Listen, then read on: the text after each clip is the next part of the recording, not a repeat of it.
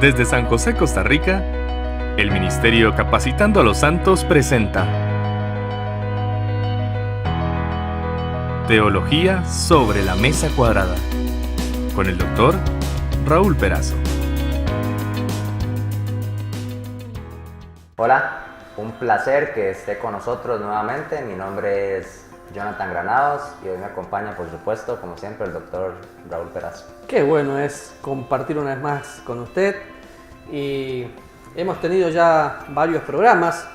En el primero le compartimos acerca de la pornografía, los peligros, las consecuencias y un poquito cómo poder salir.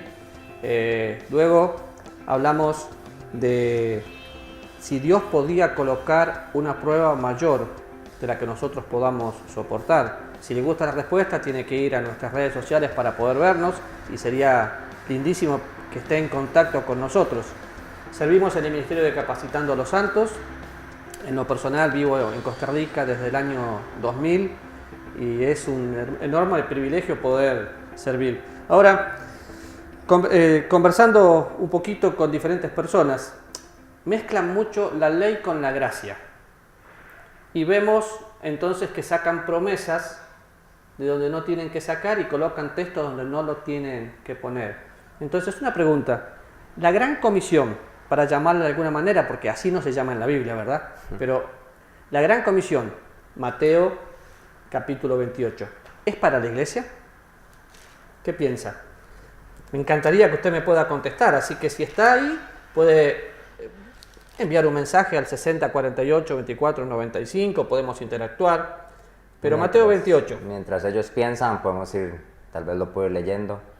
Desde el versículo 19 del capítulo 28 de Mateo dice: por tanto, id y haced discípulos a todas las naciones, bautizándolos en el nombre del Padre, del Hijo y del Espíritu Santo, enseñándoles que guarden todas las cosas que os he mandado, y he aquí yo estoy con vosotros todos los días hasta el fin del mundo. Amén. Y a propósito, me brinqué el versículo anterior, no inicia ahí. En el 18, Jesús se acercó y les habló diciendo: toda potestad me es dada en el cielo y en la tierra. Ahora, necesitamos explicar, bueno, personalmente creo, y mi hermenéutica bíblica es por medio de las dispensaciones. Para que tenga una idea, si no sabe lo que es dispensación, y nadie nace sabiendo, entonces no se preocupe.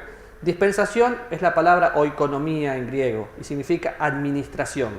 Y solamente voy a mencionar algunas. Empezamos la dispensación de la inocencia, Adán y Eva, quienes luego pecaron y fueron a la dispensación de la conciencia, y así gobierno humano, ley. Pero la que más me preocupa es la ley. ¿Por qué? Porque la gente aprendió a vivir más por lo que le dicen que haga que en forma natural. Interpretan la Biblia de esa manera. Para poder explicar este versículo necesitamos explicar para quién fue escrito el libro de Mateo. Para presentar al pueblo de Israel a Jesús. Pero Jesús ¿como quién? Como el Mesías. Jesús como el Rey. Ellos no esperaban a Dios, esperaban a un Rey que venga a reinar. Y eso va a suceder literalmente en un momento, en el milenio. Pero mientras Jesús caminaba, empezó su ministerio a los 30 años, y vemos que en un momento sale y empieza a buscar gente. Llama a sus discípulos. Junto con sus discípulos, ¿qué es lo que hace? Y para que ellos vean. Ejemplo. Sí, ejemplo, milagros. ¿Qué buscaban los judíos? Buscaban señales. ¿Qué buscaban los griegos? Sabiduría. ¿En qué ambiente se movía Jesús? Bueno, en las regiones de Galilea, un ambiente meramente judío. Meramente judío. Él entraba a las sinagogas, de hecho, a predicar. Ahora, estaba en un ambiente judío. En el Evangelio de Mateo no vemos una sola mención de la iglesia como el cuerpo de Cristo. ¿Por qué? En primer lugar, usted va a decir: sí, pero ¿qué hacemos con Mateo 16 cuando habla de la iglesia? Sí, es cierto, pero usted no va a encontrar en ninguna parte del Antiguo Testamento la palabra iglesia como tal, como el cuerpo de Cristo. Es cierto que encontramos la palabra congregación como los primogénitos de Israel y otras formas y se translitera igual. Pero para poder entender esto hay que hacer una diferencia entre el organismo y la organización. Y no se asuste, vamos a seguir. Pero yendo y mirando todo el Evangelio de Mateo, vemos al Señor Jesús caminando con sus discípulos, haciendo señales. Vemos, por ejemplo, en el capítulo 24 de Mateo, el versículo 13, más el que persevere hasta el fin, este será salvo, y será predicado este Evangelio ¿de qué? Del reino en todo el mundo. El Evangelio del reino es el que predicaba el Señor Jesús. Ahora, si yo pienso que en el Evangelio de Mateo veo la iglesia, entonces tengo que perseverar para ser salvo.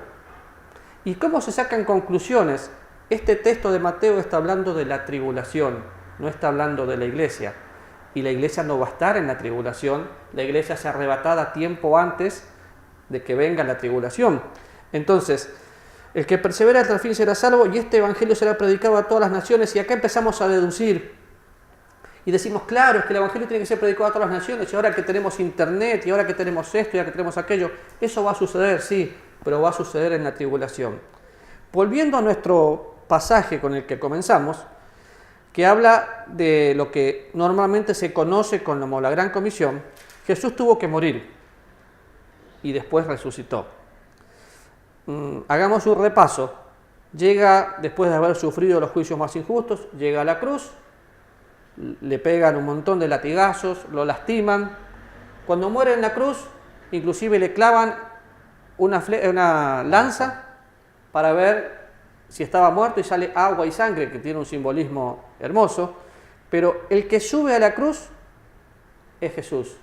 El que baja de la cruz es Cristo. ¿Por qué? Porque 100% hombre, 100% Dios. Si Jesús no hubiera sido 100% hombre, la cruz sería una trampa. Él tenía que sufrir el castigo por mi pecado y por su pecado, pero tenía que ser 100% hombre, pero sin pecado. Con esto en mente, vemos que el que vence la muerte es Jesucristo, y estamos en el pasaje de la resurrección, en el capítulo de la resurrección. Yendo un poquito más atrás, en el versículo 9 del capítulo 28 dice: «He aquí Jesús les salió al encuentro, diciendo, salve, y ellas acercándose abrazaron sus pies y le adoraron.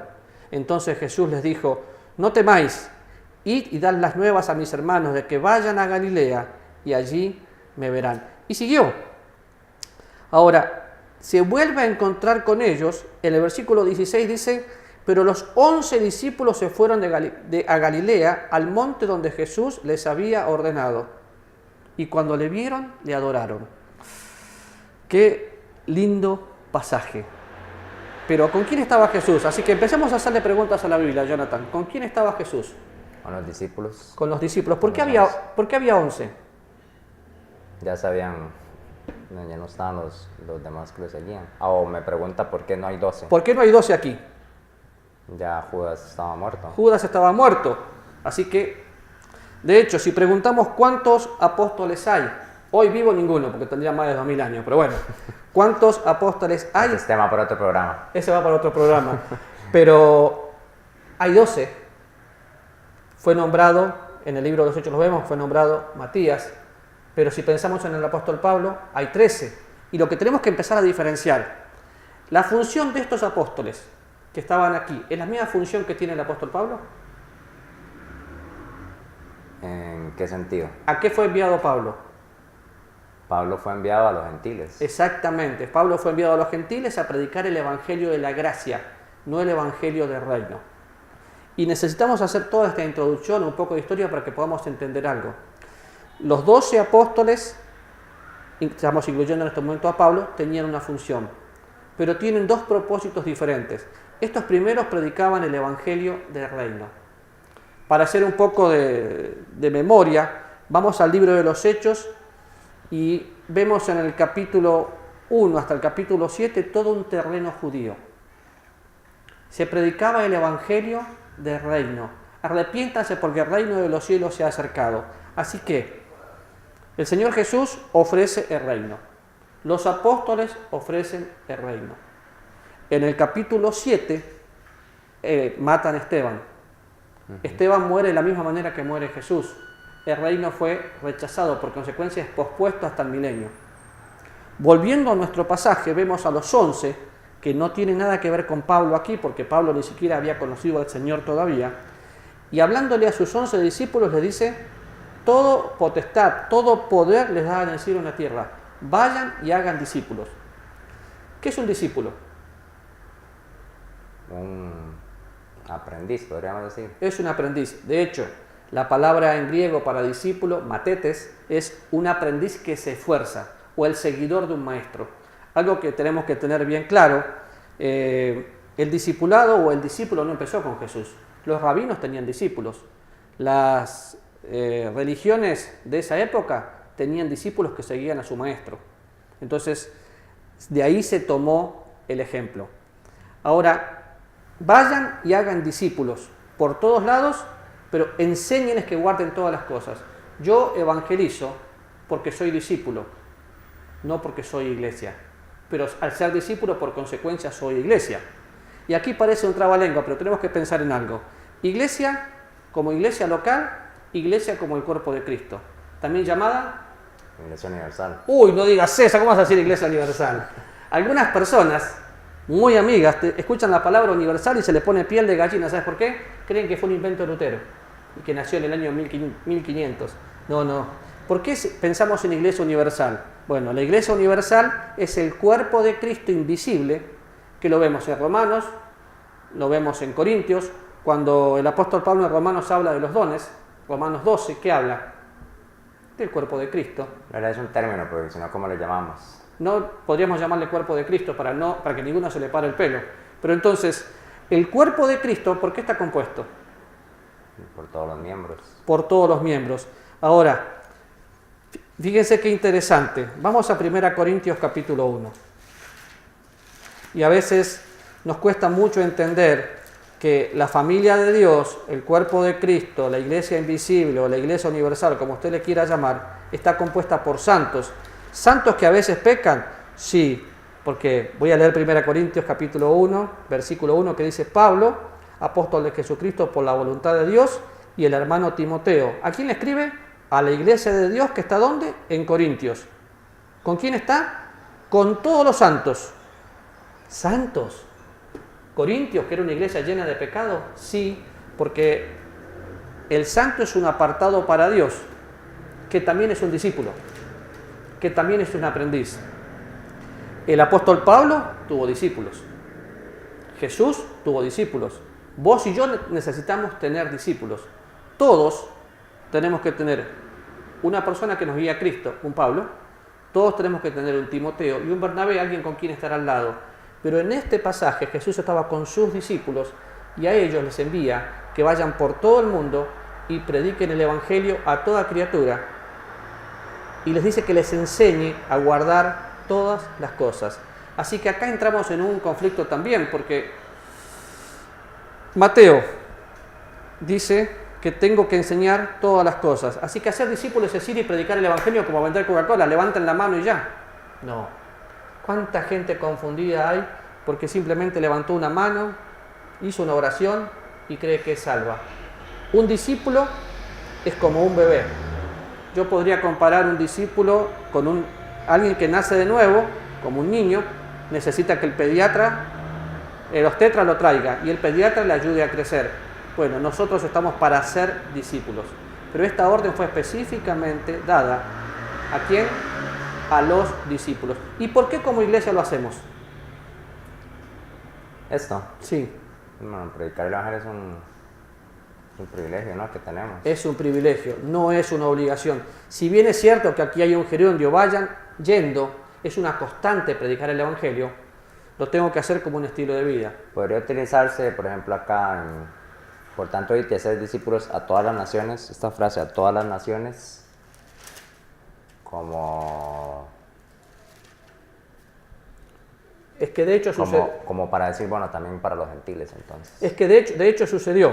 Cuando vas al libro de los Hechos, capítulo 8, que empieza la persecución, salieron por diferentes lugares a predicar el Evangelio.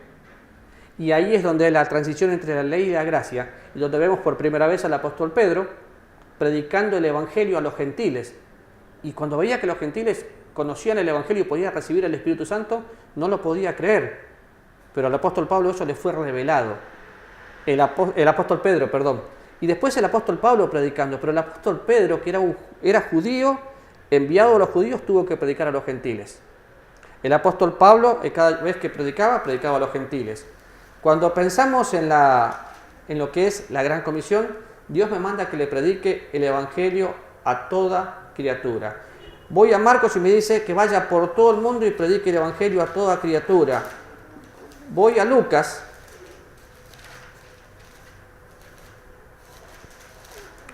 y me dice que tengo que ir y predicar, así está escrito y así fue necesario, que el Cristo padeciese y resucitase de los muertos al tercer día, y que se predique en su nombre el arrepentimiento y el perdón de pecados a todas las naciones, comenzando desde Jerusalén.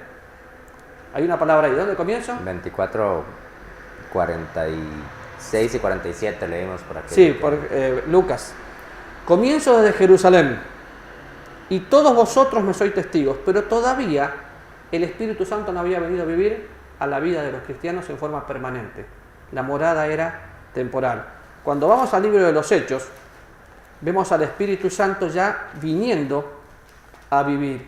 Y una promesa que es para todos nosotros. En el versículo 9 del capítulo 1 del libro de los Hechos dice, pero recibiréis poder. Léelo porque lo estoy buscando de memoria. Cuando haya venido sobre vosotros el Espíritu Santo y me seréis testigos en Jerusalén, en toda Judea, en Samaria y hasta lo último de la tierra. Entonces, como discípulo, parte de la iglesia y del cuerpo de Cristo, yo tomo la gran comisión, como se le dice, porque la Biblia no lo llama así, sino es el último deseo del Señor de predicar el Evangelio a toda criatura, porque soy un discípulo. ¿Cuál es el problema? Si lo tomamos como algo literalmente para la iglesia, entonces la iglesia en conjunto tiene que salir a evangelizar y utilizamos hasta el término ganar almas. Las salvaciones de Jehová. Yo no gano almas. Dios hace la obra para que produzcan el arrepentimiento en la vida de los cristianos. Ahora, recibo poder cuando venga el Espíritu Santo y me voy a hacer testigo. ¿Vino el Espíritu Santo? Cuando fui salvo. Bueno, antes. En mí cuando fui salvo. Vos cuando fuiste salvo. ¿Y en la Biblia cómo lo mostramos? ¿En qué momento viene el Espíritu Santo? Hay una diferencia entre la morada del Espíritu Santo temporal y la morada del Espíritu Santo permanente. Bueno, si hablamos de acá, de Hechos, veamos el pasaje de Pentecostés. Claro, es la primera vez. Digo esto porque vino a mi mente cuando el pasaje donde Jesús está siendo bautizado por Juan. Claro, ahí está, inclusive ahí hace una mención de la Trinidad. Pero si vamos a Pentecostés, los judíos necesitaban señales. Y la señal vino. La promesa de Hechos capítulo 2 empieza en el Evangelio de Juan, cuando el Señor les promete que va a venir el Consolador, para que esté con nosotros y en nosotros. Y tuvieron que esperar 40 días y esta promesa se cumple. Entonces viene el Espíritu Santo de Dios a la vida de los cristianos, y acá lo vemos, que hablaban en diferentes idiomas. De hecho, no son lenguas, son idiomas, ¿sí? Y si alguno me dice, pero acá está la iglesia, perfecto. Si acá estuviera la iglesia, entonces fíjense algunas cosas que podemos sacar.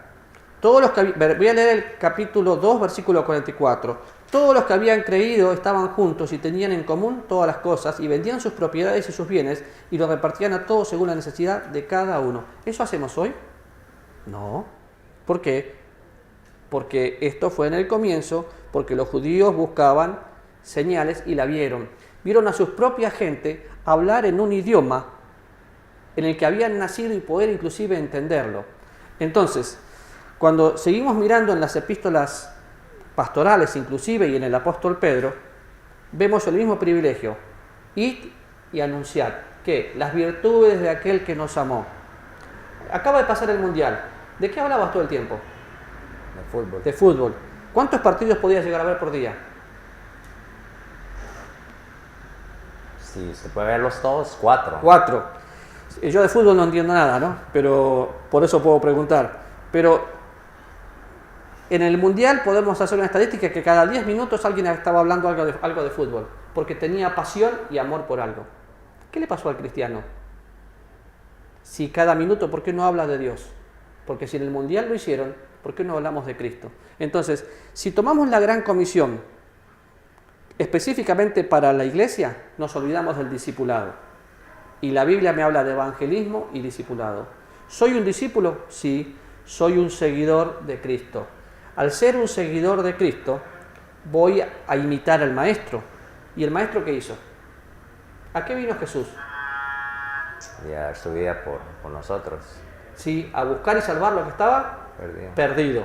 Entonces, no tome un mandato como algo institucional, tómelo como un privilegio. De hecho, ¿es un mandato? Sí. Id y haced es un imperativo. Pero para el cristiano, la voz de Dios es un imperativo, porque las órdenes de Dios son para ejecutar, no para quedarse pensando. Cuando vemos en la Biblia personas como el rey Saúl que obedecieron a media, pagaron consecuencias. Toda la palabra de Dios es útil para enseñar, para corregir, para instruir en justicia. ¿Cuál es el fin? Que el hombre de Dios sea enteramente preparado para toda buena obra. Entonces, para poder resumir, porque es un tema larguísimo, me acuerdo que lo enseñé en un seminario, pero en una semana. El Evangelio tiene que ser predicado continuamente. ¿Por qué? Porque una persona que no conoce a Cristo como Salvador, que no nace 2 veces, tiene que morir 2 veces.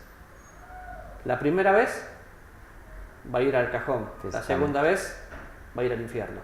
Entonces el Evangelio tiene que ser predicado, porque soy un discípulo que amo a Dios, no porque soy una imposición impuesta por la iglesia. De hecho, la iglesia es la familia de Dios, y la iglesia es un misterio escondido, que Pedro no lo conocía, fue revelado por Pablo. El apóstol Pablo muestra muy claramente eso en Efesios capítulo 3, y lamento que el tiempo se fue, porque me gustaría explicarle todo esto, pero usted puede contactarse con nosotros siguiendo nuestro programa, lo puede hacer por medio del Facebook, Capacitando a los Santos, por medio de YouTube o por el WhatsApp 506, si vive fuera de Costa Rica, 60 48 24 95. 60 48 24 95. ¿Algo más que me haya quedado por ahí? Porque me emociona a veces y me olvido que estás ahí. No, creo que... Y esperamos que les haya quedado bastante claro y creo que tal vez no queda más que despedirnos, ¿no? Sí, y esperar que usted pueda orar por nosotros. Recuerde que somos Capacitando a los Santos, deseando servirles, esperando que pueda orar por nosotros y deseando con todo nuestro corazón que nos envíe sus motivos también para poder orar por usted. Nos vemos en nuestro próximo programa. Hasta la próxima. Chao. El Ministerio Capacitando a los Santos presentó Teología sobre la Mesa Cuadrada con el Dr. Raúl Perazo. Encuéntranos en redes como Capacitando a los Santos.